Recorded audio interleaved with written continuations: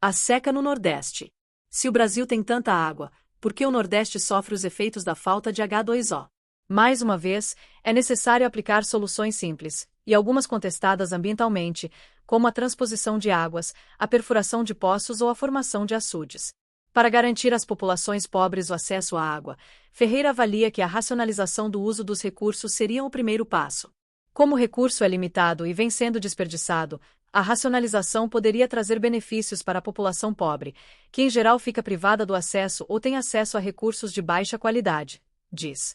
Para o problema da escassez, uma das soluções é alterar a distribuição. Viabilidade técnica existe.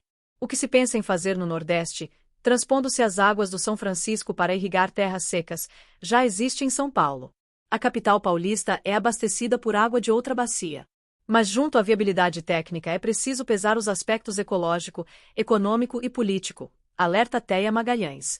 A transposição de volumes muito grandes de água pode causar desequilíbrio ecológico nas regiões. Por isso, para Teia, a distribuição de água é parte do planeta, e a ocupação do território, antes de tudo, deve ser vinculada às características do lugar. A mesma desfiguração ambiental acontece com o represamento de águas, que altera todo o equilíbrio ecológico das regiões afetadas. Falta ainda na implementação de melhorias nos sistemas de saneamento básico. A ambientalista Teia Magalhães afirma que não basta querer ter saneamento. É preciso poder. Os governos sempre priorizaram o abastecimento e, num segundo passo, a retirada do esgoto das casas. Somente agora se pensa em tratar os dejetos.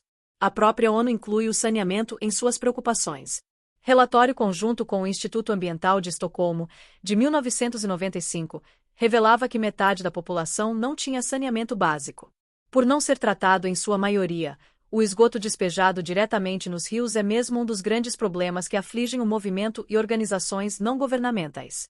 Muito do esgoto que vai para o rio não recebe nem mesmo tratamento primário, a simples separação do material sólido. Há ainda o tratamento secundário, com produtos químicos e biológicos, e o terciário, que inclui filtragem. É preciso investir no nível de tratamento do esgoto, observa Ferreira.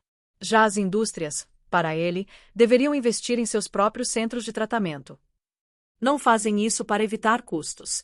E, sem controle do governo, ficam livres para poluir. Teia Magalhães comenta que o despejo direto de esgoto nos rios é um problema ambiental grave, mas não o principal. De certa forma, a água é autolimpante, podendo recuperar-se dos pequenos despejos domésticos diretos. Mas se for muito volumoso, o esgoto não pode ser lançado diretamente no rio, porque a vazão pode não ser suficiente para diluí-lo, diz. Quanto às indústrias, seus efluentes são diferentes dos domésticos por estarem cheios de material inorgânico. As indústrias mais poluentes são as de papel e celulose, química e petroquímica, de refinação de petróleo, metalurgia, de alimentação e têxtil, nesta ordem. O que elas jogam na água, inviabilizando seu consumo, é digno de processo.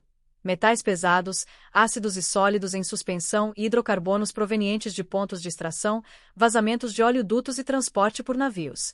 Por todos esses fatores, para muitos a escassez de H2O pode se tornar alarmante ainda antes de 2025, ano crítico para a ONU. O embaixador inglês na ONU, Crispin Tickell, alerta que a crise no abastecimento de água desencadeará mais guerras do que o petróleo. Tickell foi um dos organizadores da reunião de cúpula ECO 92, no Rio de Janeiro, que debateu políticas mundiais para o meio ambiente.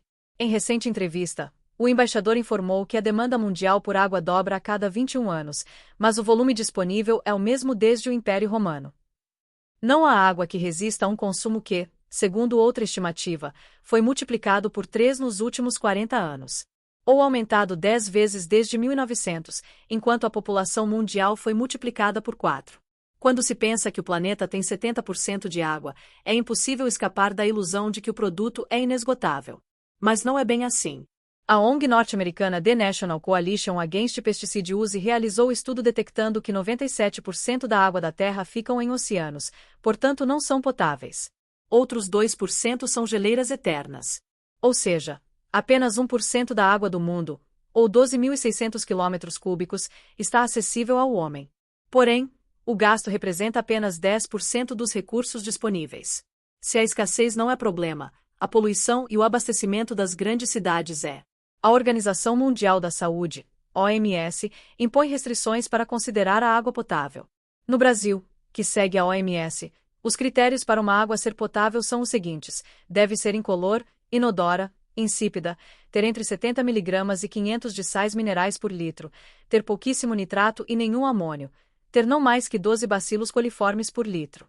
Há cerca de 50 componentes químicos que podem ser usados no tratamento da água.